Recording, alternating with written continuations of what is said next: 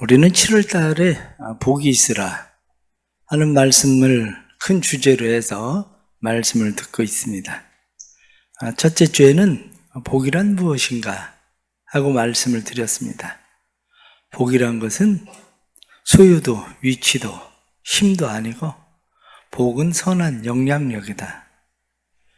힘이나 위치나 소유가 복도 저주도 아닌 것은 그것이 선한 영향력을 끼치면 복이지만 나쁜 악한 영향력을 끼치면 그건 저주입니다.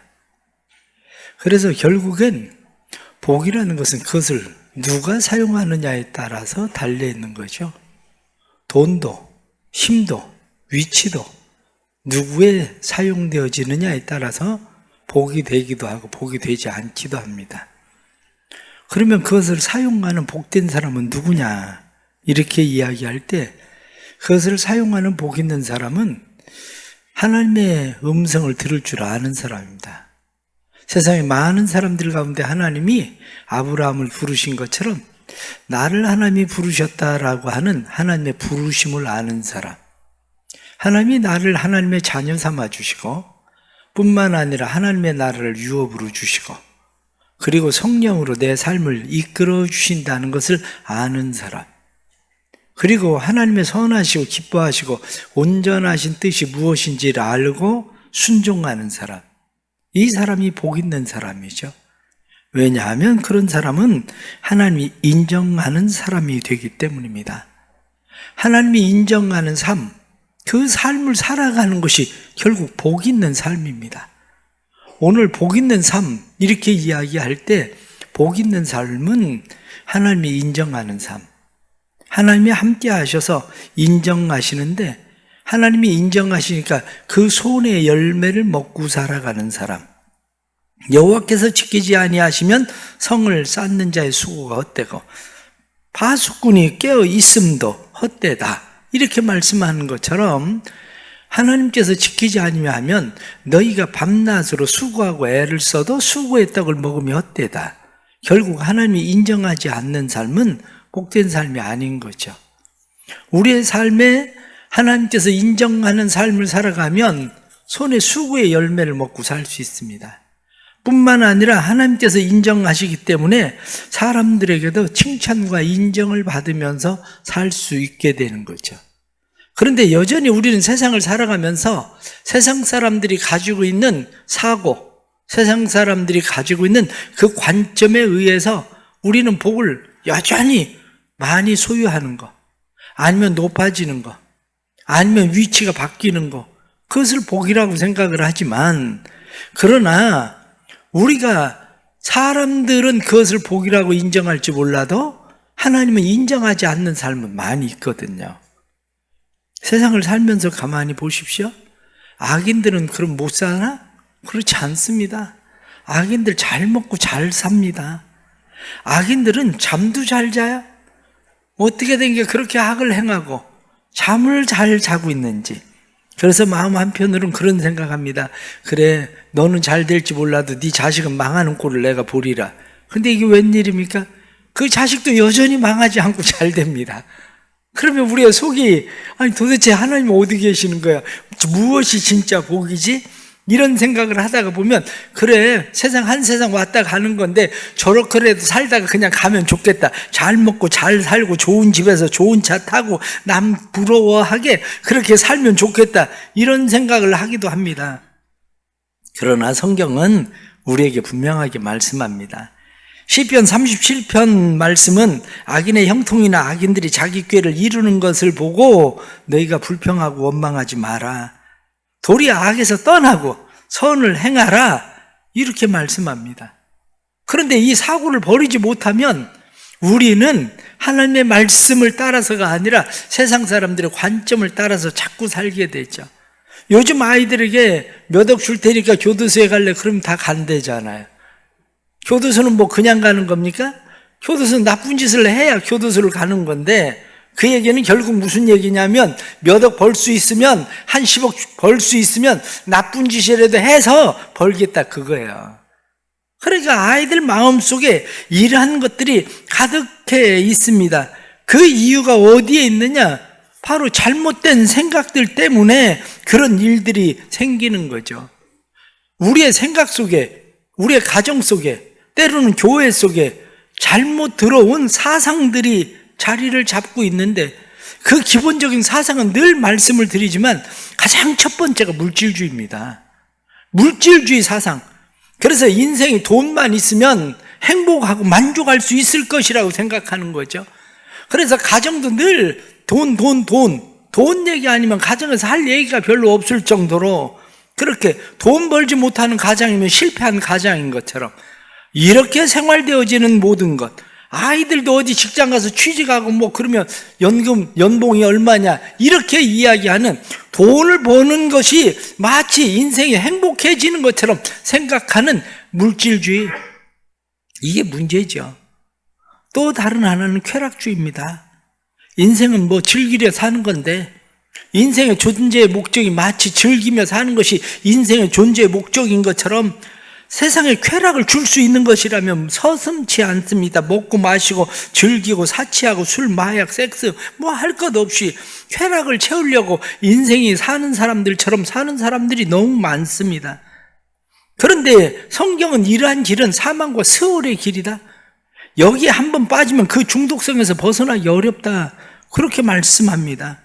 아예 요즘은 뭐 간통죄도 사라지고 그랬으니 사람들은 혼외정사나 통간이나 근친상간, 스와핑, 동성연애 이러한 것들에 전혀 개의치 않고 살아가는 그러한 쾌락주의가 사람들 속에 자리 잡아버렸어요. 또 다른 하나는 하나님 없이도 인간은 행복할 수 있다는 인본주의예요. 그래서 하나님 없이 마치 자기가 신인 것처럼 하나님의 영광을 가로채고 사람들은 어디서든지 자기가 가장 높은, 그리고 자기가 대접을 받아야 될 존재인 것처럼 생각합니다. 심지어는 집에서도 보십시오. 집에서 어린 아이들도 자기가 집에서 무슨 신이나 되는 것처럼, 특히 고3 되면 완전 신이 된 줄 알아? 애들이. 그러니 뭐 어른이나 애들이나 다 자기 마음에 안 들면 다 폭발합니다. 왜냐? 내가 신인 줄 아는데 나한테 비율을 안 맞추거든요. 그러니 다 폭발해. 요즘 이러한 것들이 사람들 속에 들어와서 자리를 잡다 보니까 진짜 행복이 뭐냐, 진짜 복된 삶이 뭐냐, 그걸 잊어버리고 사는 겁니다. 그러나 성경은, 제가 지난 시간에 말씀을 드릴 때 시편은 복 있는 사람이 누구냐에 대한 이야기다, 그리고 말씀을 드렸습니다. 그런데 잠언은 행복한 삶, 복 있는 삶이 무엇인가, 그 이야기를 하고 있습니다. 잠언 전체에 나타난 말씀이 복 있는 삶이 뭐냐, 행복한 삶이 뭐냐, 이렇게 이야기하면서 복 있는 삶은 여호와를 경외하는 삶이 복 있는 삶이다. 복 있는 삶은 사람들에게 칭찬과 인정을 받고 사는 삶이 복 있는 삶이다. 그 이야기합니다. 그런데 그것은 어디서 찾을 수 있느냐? 이렇게 말할 때에 잠언에서는 한 군데 이야기합니다. 그게 바로 가정이다. 이렇게 얘기해요.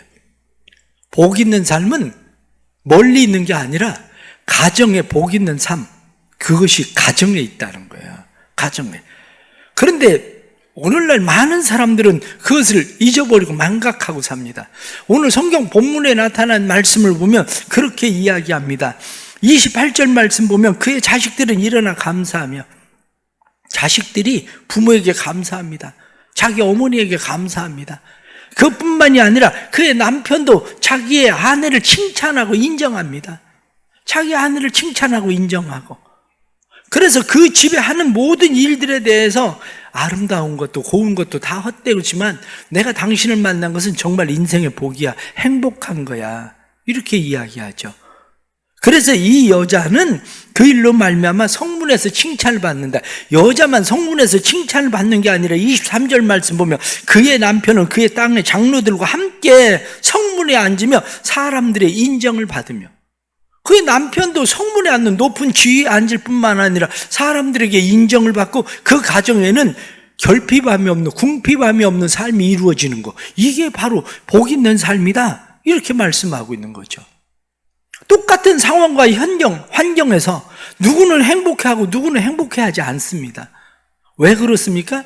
그들의 가치가 어디에 있는가에 따라서 행복하고 행복하지 않은 게 결정됩니다.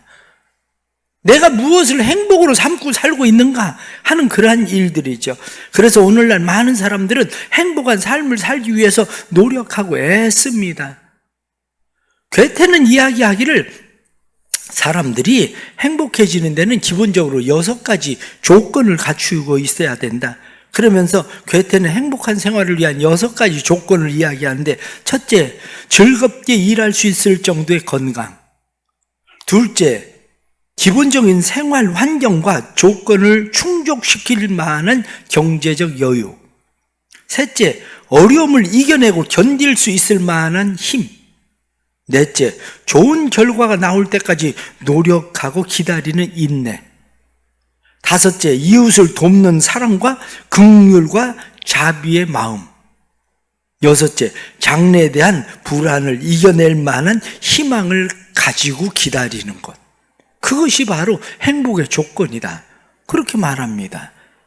행복의 조건을 괴테는 그렇게 이야기하지만, 우리가 성경을 통해서 행복한 것, 무엇이 진짜 우리의 삶을 복된 삶, 행복한 삶을 만들 수 있을까? 그것을 우리가 성경을 통해서 우리는 잘 깨달아야 됩니다. 그 중에 가장 첫 번째가 뭐냐면 성실하게 살라는 거예요. 진실하게 살으라는 거예요. 진실과 성실로 살아가는 삶. 왜 진실과 성실로 살아가는 삶이 행복입니까? 복 있는 삶입니까? 우리는 너무 이중적인 삶을 살아요. 너무 이중적인 삶을 사는데, 특별히 가정에서의 삶과 밖에서의 삶이 달라요. 달라도 너무 달라요.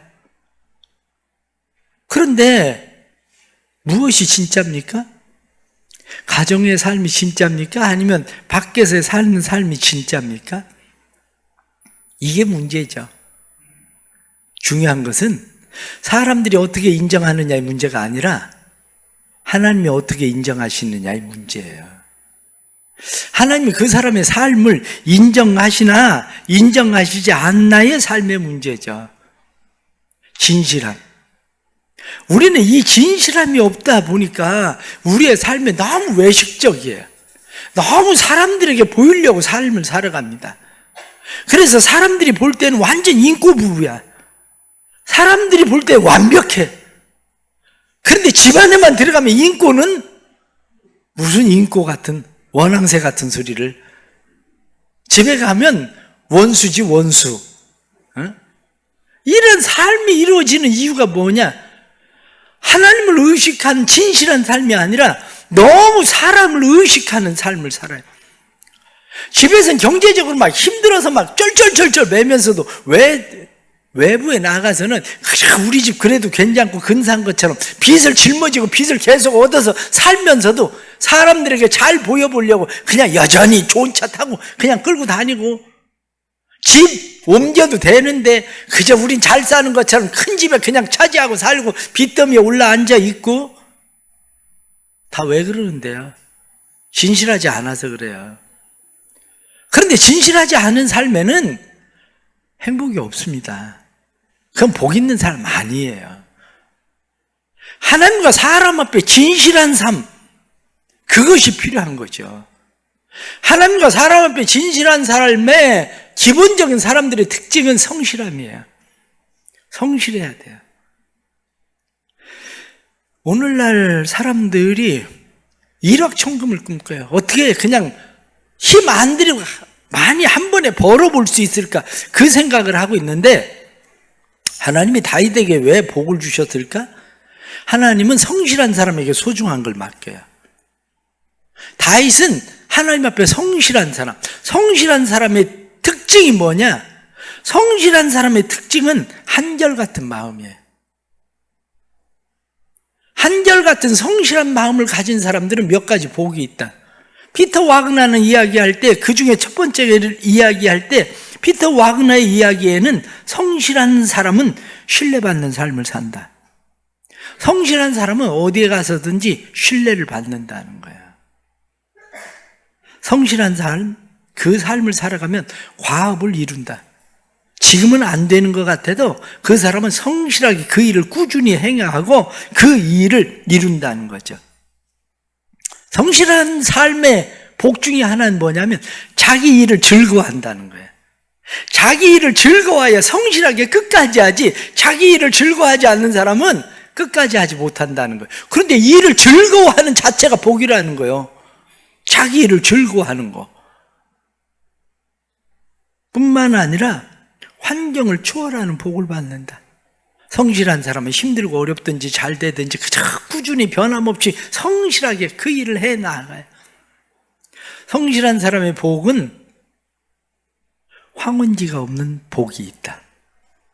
사람들은 대부분 가다가 황혼지를 만나는데 성실한 사람은 황혼지가 없이 계속 그 일들이 꾸준히 진행된다는 거예요.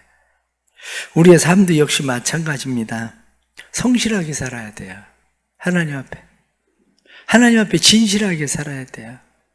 성실함과 진실함으로 사는 일들, 그것은 우리로 하여금 세상의 것들에 갈증을 느끼고 그것에 만족하고 살게 만드는 것이 아니라 하나님을 의식하고 하나님을 바라보고 맡겨주신 일들에 최선을 다하고 살아가면서 그 안에서 자족하는 비결을 배우며 살아가는 삶이 진실하고 성실한 삶입니다. 그런 사람이 인생에 복이 있는 겁니다. 다른 사람들 어느 날 갑자기 일확천금하고 그냥 올라갔다 내려갔다 롤러코스터를 타는 것처럼 그런 사람들 부러워할 거 없습니다. 그 사람들 부러워할 게 아니라 우리는 하나님 앞에서 성실하게 진실하게 하나님 보시기에 칭찬받고 인정받게, 사람들이 볼 때에도 칭찬하고 인정할 수 있을 만한 성실함으로 살아가는 게 필요한 거죠. 그것이.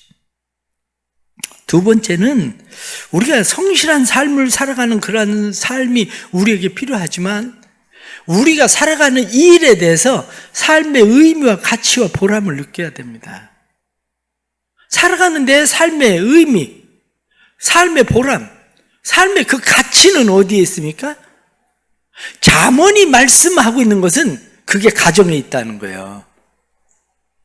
가정에 우리의 삶의 의미와 가치와 보람이 있는데 사람들은 가정에서 그것을 찾으려고 하지 않고 밖에서 외부에서 그것을 찾으려고 열심히 노력을 합니다. 집에서 아이들이 자는 모습만 봐도 야, 내가 그래도 열심히 이렇게 일하는 것이 참 보람이 있다. 그래, 아이들 저렇게 그저 공부는 잘 못해도 아이들이 저렇게 착하게 잘 자라는 것만 봐도 삶의 의미가 있다. 그래, 이게 인생의 가치지. 그런 사람들은 행복해요. 그런데 여기에 삶의 의미를 두지 못하면, 보람을 두지 못하면, 가치를 두지 못하면 삶은 행복하지 않습니다. 때로는 하나님께서 주시는 사명이 있어서 그 사명이 삶의 의미와 가치와 보람이 될 수도 있습니다. 저는 목회자로서 목회적 사명, 그것이 제 삶의 의미와 가치와 보람이었어요. 그래서 저는 밤낮 없이 그냥 교회를 위해서 모든 것 다 드리며 산다고 해도 과언이 아닐 정도로 사실 그렇게 살았어요. 제가 뭐 새벽 일찍이 그냥 일어나서 밤 늦게까지, 젊었을 때는 12시 다 될 때까지 집에 들어갈 줄을 몰랐어요. 그런데 하나님이 그걸 잘했다고 그렇게 하실까? 그렇지 않습니다. 제가 보편적으로 아시는 분들은 알지만 제가 주로 점심 한 끼 먹고 살잖아요. 제 아들이 자라면서 한 이야기 가운데 하나가 뭐냐면, 내가 우리 아버지가 친구들하고 밥 먹는 것만큼만 밥을 먹어도 소원이 없겠다고 얘기할 정도였어요. 왜? 특별한 가족 행사가 아니면 나하고 밥 먹을 일이 없어요. 저하고. 그러니 한 달에 한 번도 밥을 안 먹은 애들이 아버지하고, 그 아버지는 왜 있는 거예요 도대체? 그 아버지는 나는 내 사명을 위해서, 야, 이게 내가 하나님이 주신 사명이다. 그래서 거기에서 의미를 가지고 보람 가지고 가치를 느끼고 내가 일을 하면, 그러면 나는 행복할 수 있지. 그럼 우리 가족들은 행복할까? 아니, 밥 한 끼도 안 먹어주는 아버지하고 행복할 애들이 어디 있어요? 제가 교회를 위해서 헌신한다고 열심히 헌신하며 살아갈 땐, 죄송한 얘기지만 우리 가족들은 극빈자처럼 살았습니다. 우리 가족들이 극빈자처럼 살아가는 그 일들이 가족들은 행복했겠습니까? 무슨 얘기를 하고 있는 거냐면 삶의 의미와 보람과 가치는 다른 데 있는 게 아니라 가정에 있어요. 저도 나이가 들어서 인제서 그것을 제가 조금 알게 되는 거지 젊었을 때 그걸 몰랐어요. 제가 그래서 우리 부교육자들은 밤에 내가 부르는 일은 거의 없습니다. 교회에서 공식적인 예배 말고는 제가 아마 제 기억에 불러본 일은, 밤에 불러본 일은 신방을 가도 저 혼자 가요. 장례식을 가도 제가 밤중에 혼자 가지 부교육자들 안 부릅니다. 뭐 그게 잘하는지 못하는지도 잘 모르겠지만 안 부릅니다. 왜? 그 사람들도 필요하거든요. 제가 옛날에 미국 사람들이나 다른 사람들 책을 보면서 느낀 것 중에 하나가 뭐냐면 이해가 잘 안 갔어요. 외국 사람들은 심지어는 교회 일 가정을 끌고 들어오지 않아요. 심지어는 목회자가 교회를 옮겨도 가족들하고 상의해서 교회를 이만저만해서 옮겨야 되겠는데 가족들이 허락할 건지 안 할 건지에 의해서 결정을 했어요. 아니 그럼 내가 생각할 땐 하나님의 뜻은 어디 있고 그걸 가족하고 상의해서 결정해야 되나? 이렇게 생각을 했는데 그렇지가 않아요.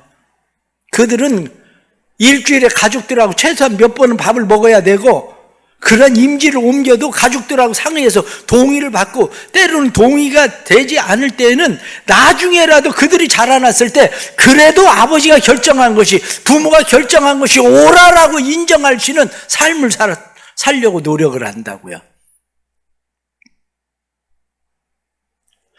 그러면 제가 목회자로서 제 이야기를 했지만 여러분들은 가정에서 밤낮 없이 일을 하잖아요. 밖에 나가서 돈 벌고 수고하고 애쓰고. 요즘은 그렇게까지는 안 하지만 옛날 어른들이야, 옛날 사람들이야 막 회사 일 다 집에 끌고 들어와가지고 집에서 일을 했잖아요. 그런데 가족들이 뭐라고 얘기할 때 항상 하는 얘기가 내가 누구 위해서 이러는데, 나 위해서 일하나? 내가 가족들 위해서 일하는데, 내가 다 너희들 학원 보내고 돈 벌어줘야 내가 가족이 유지되니까 그래서 하는 거야. 근데 가족들은 늘 뭐라고 얘기합니까? 우린 그런 아버지를 원하지 않아요. 우린 돈 벌어주는 아버지가 아니라 우리는 아버지를 원해요. 그 얘기하고 있다고요.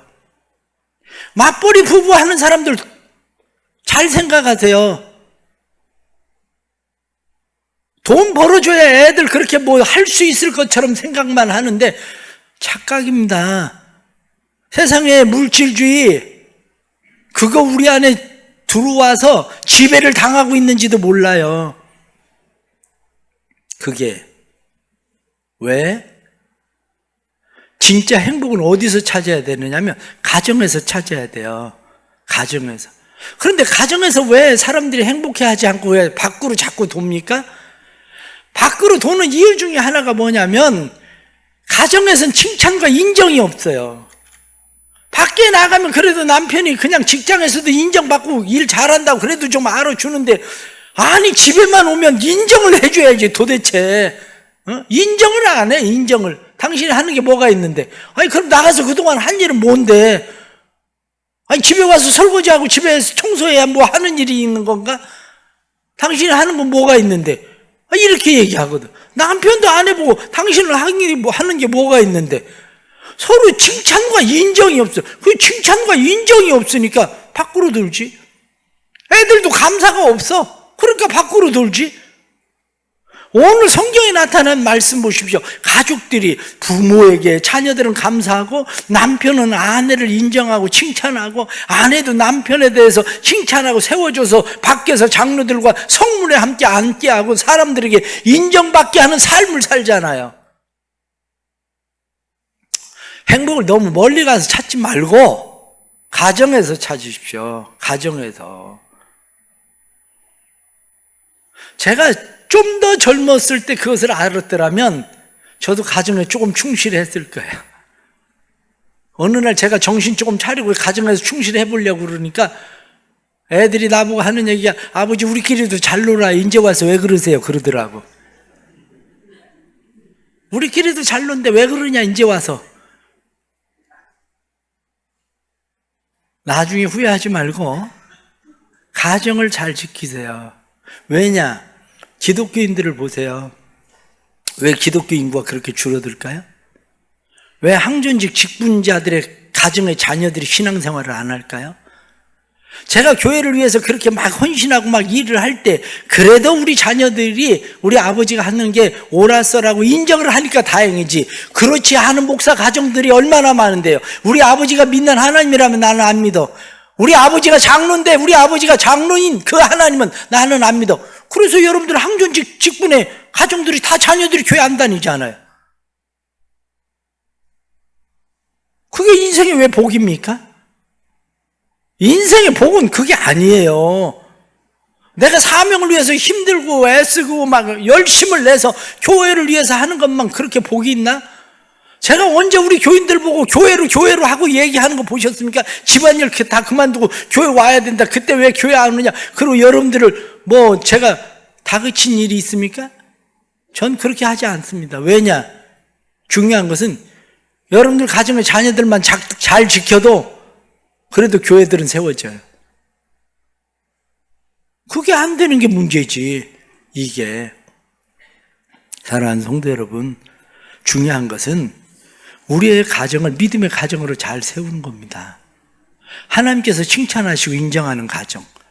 그래서 가정 안에서도 서로 감사하고 서로 칭찬하고 서로 인정하고 가정 안에서 삶의 의미와 사람의 보호람 같이 그것을 가정에서 느낄 수 있는 삶, 이게 복 있는 삶이란 말이죠. 그게. 마지막 하나는 그래도 답게 살아가십시오. 다운 삶. 얼마 전에 우리 교인이 저한테 와서 그런 이야기예요. 아이 목사님, 황당한 일 당했어요. 그래서 내가 아니 무슨 황당한 일을 당했는데, 그리고 물었습니다. 저녁에 집에 들어가느라고 지하 주차장으로 내려가는데 아예 어떤 꼬마 녀석이 지하 주차장 내려가는 데서 자전거를 타고 있는가. 얼마나 놀랐는지 브레이크를 밟고 그냥 놀래가지고 내려서 아이 보고, 내려가는 데서 보이지 않는데 이런 데서 자전거를 타면 어떻게 하냐. 너도 놀랬지만 나도 놀래고 그러다 너 다치면 어떻게 할 거냐. 그래 아이 보고 뭐라고 얘기를 한 거예요. 아이 보고 뭐라고 이야기를 하고 이제 집에 올라가서 이제 집에서 있는데 전화가 왔어. 애가 놀랬다고 와서 사과하라고. 아니 애가 놀랬다고 와서 사과하라니. 아니 요즘은 그 신중하게 잘 생각해야 됩니다. 그 잘 생각 안 하면 애 정신과 치료받으러 다닌다고 그러면 그때부터는 복잡해지는 겁니다. 그래가지고 나갔어. 나오라는 대로, 아파트 나오라는 대로 나갔더니 아니 가서 보니까 아이들 6명이 있는 거야. 꼬맹이들. 그래, 아니 누가 날 불렀니? 누가 나한테 전화한 거니? 그랬더니 거기 꼬맹이 하나가 제가 전화했어요. 그러더래. 아니 보호자는 어디 가고? 그랬더니 제가 보호자예요. 제가 보호자예요. 아니 왜 네가 보호자인데? 그랬더니 제가 얘들 보호자예요. 초등학교 2학년이. 내가 얘들 보호자라고 그러더래.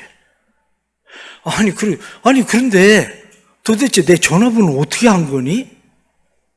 차 번호를 보고 6놈이 지하 주차장에 흩어져서 차를 찾으러 다닌 거야. 그래가지고 차 앞에 있는 전화번호를 보고 전화를 한 거야. 전화를. 그래 하는 얘기가, 얘가 놀랬으니까 사과하세요. 아니 놀란 건 내가 더 놀랬는데 아니 왜 내가 사과를 해야 되냐. 얘들 엄마 아버지도 욕했다면서요. 아니 내가 언제 얘들 엄마 아버지를 욕을 했는데 그 아이 보고 내가 네 엄마 아버지 욕을 했냐 그랬더니 아니 내가 욕했다고는 안 했는데. 아이가 그러더래. 그런데도 이 아이가 어쨌든 애가 놀랬으니까 사과하라고. 사과하라고 실갱이를 하고 있는데 아파트 아주머니들 몇 사람이 무슨 일인가 하고 와가지고 보고 자초지종 이야기를 듣고 나서 화해를 시켜가지고 겨우 화해를 했다네. 야, 애가 얼마나 어른답습니까? 야, 참 리더십이 있어서 너무 좋겠죠. 리더십이 있어서 좋은 게 아니라 그 얘기를 듣는데 겁이 나더라고요. 야, 쟤 나중에 뭐가 될까? 리더십이 있어서 애들 시켜가지고 차 번호 그거 주고 거기서 전화번호 따와라 이렇게 할 수 있을 정도로 머리가 돌아가는 애라면 쟤 나중에 뭐가 될까? 그 애가 부러운 게 아니라 겁이 나더라고요. 애는 애다워야지. 애가. 그럼 애가 애다워야 된다고 생각하면 어른은 어른다워야지. 왜 우리가 복이 없습니까? 복 있는 삶이 왜 아닙니까? 어른답지를 않아서 그래요. 가정에서 아버지답지를 않고 가정에서 엄마답지를 않고 부모답지를 않아. 문제는 남편답지를 않고 아내답지를 않아. 교회에서 항존직 직분자가 돼도 항존직 직분자답지를 않고 목사가 목사답지를 않고 세상에 나가서 그리스도인이 그리스도인답지를 않고 예수 믿는 사람답지를 않아. 그러니까 복 있는 사람이 안 되는 거예요. 이게 복 있는 사람은 그래도 하나님의 자녀면 하나님의 자녀다운 맛이 있어야지. 그리스도인다워야지. 교회에서도 항존직 직분자가 되면 항존직 직분자다워야지. 교회에서도 집에서 아버지답고 부모다워야지. 남편답고 아내다워야 그래야 복 있는 삶인 거지. 답지를 않은데 그게 왜 복입니까? 자기는 스스로 그저 어린아이같이 집에서 모든 것을 그냥 어린아이같이 행동하는데 자기 혼자 행복하면 그럼 복 있는 겁니까? 다른 사람들 다 힘들어요. 피곤해요. 다른 사람들. 세상을 살면서 그렇습니다. 하나님께서 우리에게 원하는 게 뭡니까? 체하는 게 아니라 다운 삶이에요. 어른인 채 할 거 없어요. 어른다워지면 되는 거지. 부모인 채 해봐도 애들이 인정 안 합니다. 남편인 채 해도 남편다워야지. 아내인 채 해도 아내다워야지. 그게 아니면 우리의 삶에 체하는 삶을 가지고는 우리가 정체가 드러날 때에는 슬피 울며 이를 가하는 삶이 생기는 겁니다. 사랑하는 성도 여러분, 복 있는 삶이 뭡니까? 행복한 삶이 뭡니까? 복 있는 삶, 행복한 삶은 하나님이 인정하시고 하나님이 칭찬하시고 우리의 삶에 손으로 하는 일들에 하나님이 복 주시는 삶, 그래서 세상 속에서도 칭찬받고 인정받을 수 있는 다운 삶, 그것이 복 있는 삶인 겁니다. 우리 하나님께서 우리 성도들에게 이러한 은혜 주시기를 바랍니다. 그래서 어디서든지 은총과 귀중히 여김을 받고 하나님 경외함으로 하나님 안에서 우리의 삶이 그래도 삶이 참 이렇게 사는 게 다른 사람들이 날 부러워하지 않아도 내 삶은 그래도 행복한 거야. 내 삶은 복 있는 거야. 그래, 우리 자녀들은 그래도 우리에게 고마워하니까, 그래도 내 아내나 내 남편이 나를 칭찬하고 인정하니까, 그래, 복 있는 삶이야. 우리의 삶에 그런 은혜가 있기를 간절히 바랍니다. 기도하겠습니다. 하나님 아버지, 우리가 하나님과 수직적 관계가 필요한 것은 수평적 관계, 행복을 위해서 수직적 관계가 필요한데 여전히 우리는 삶이 수직적 관계, 수평적 관계, 모든 것이 다 엉망이 되어버렸습니다. 참된 행복한 복된 삶을 원하지만 여전히 세상적인 사상들이 우리를 사로잡아서 우리는 물질주의가 우리를 뒤덮어버렸습니다. 그러나 우리의 삶 속에 물질주의가 우리의 삶을 주장하고 다스리는 것이 아니라 하나님이 우리의 삶을 주장하고 다스리는 복 있는 삶이기를 원합니다. 우리의 삶의 가정에서 삶의 의미와 보람과 가치를 느끼게 해주시고 가정에서 느끼는 삶의 의미와 보람과 가치가 우리를 아버지다운, 남편다운, 부모다운, 아내다운, 자녀다운 삶을 살 뿐만 아니라 교회에서 성도다운 삶을 살아갈 수 있도록 만들어 주옵소서. 그래서 우리 가정에 구원받지 못하는 사람도 없게 해주시고, 뿐만 아니라 하나님을 경외함이 인생의 복이라는 참된 가치를 우리의 자녀들에게 물려줄 수 있도록 주님 도와주옵소서. 오늘도 믿음으로 하나님 앞에 이렇게 나와서 예배드린 성도들, 하나님의 말씀이 가정에 머물게 해주셔서 가정 속에 하나님의 복주심이 임하게 해 주옵소서. 그래서 행복하고 복된 가정 되게 해 주옵소서. 예수님의 이름으로 기도드리옵나이다. 아멘.